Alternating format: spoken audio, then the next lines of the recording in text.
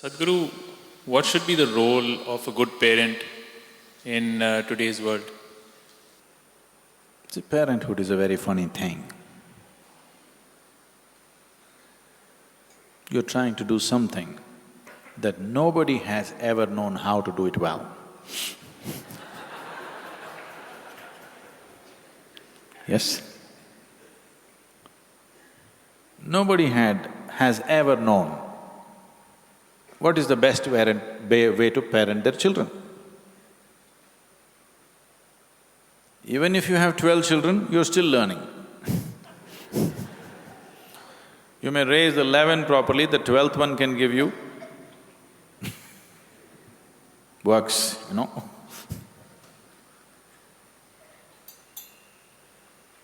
So, but you want to do your best. So what is the best thing you can do? One foremost thing I would say is, first thing is to work upon yourself a little bit. Spend sufficient time with yourself. Look at yourself carefully. How you are, how you sit, how you stand, how you speak, what you do, what you don't do. I think you must look at yourself very carefully because the children are picking up everything rapidly and they'll exaggerate everything that you're doing. So, one foremost thing is, at least make yourself in such a way that you would like to be. Somebody may not approve, it doesn't matter. At least you made yourself in such a way that you like the way you are. At least that much you must do. Maybe you cannot raise to somebody else's standards. We don't know what kind of standards they set for you, but at least you must become the way you like it, the way you are. That is a must. But that will only create the necessary ambience. It still doesn't make you necessarily a good parent, but it creates the necessary ambience. But creating the necessary ambience is a large part of parenthood, large part.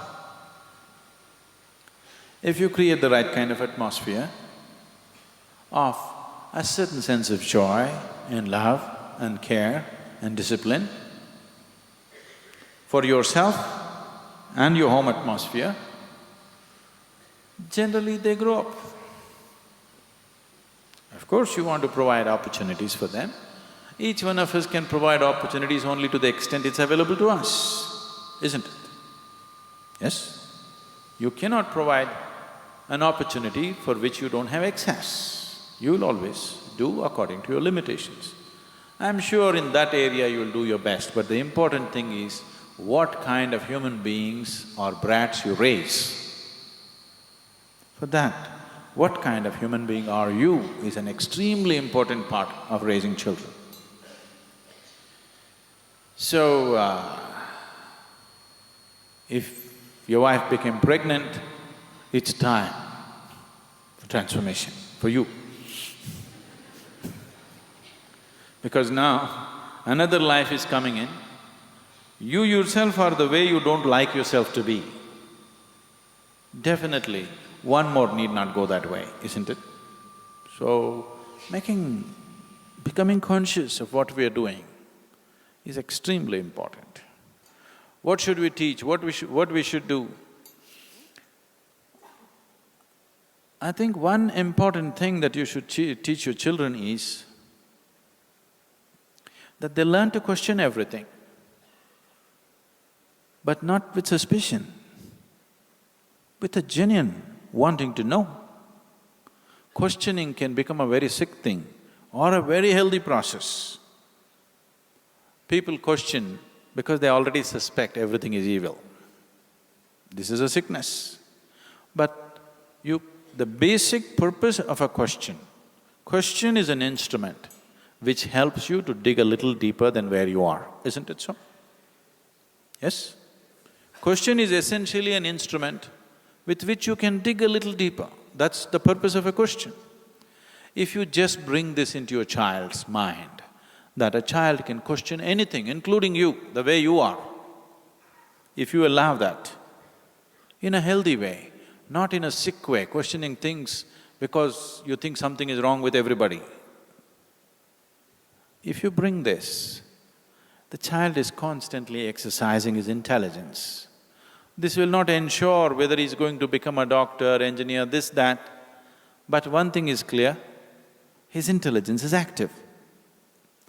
If you anyway put him through the necessary physical paces to give him a healthy body and an active intelligence, and of course some level of education according to what you can afford, and you bring him up without any sense of identity. Without any sense of identity, if you can bring him up, if you do not entangle his intelligence by being identified to this or that he's willing and open to everything, if you bring him up this way, the best possible that he can make out of his life, he will do. He may not become like somebody else, but he will grow to his maximum potential. Of course, it depends on along the way who he meets, what happens, what situations he gets into, whether he kind of comes into a spiritual space or he goes into a war zone, where he ends up, who knows? Those things you cannot control, isn't it? But if you create an atmosphere of love, meditativeness, openness, when you're not identified with anything, naturally there is no sense of prejudice.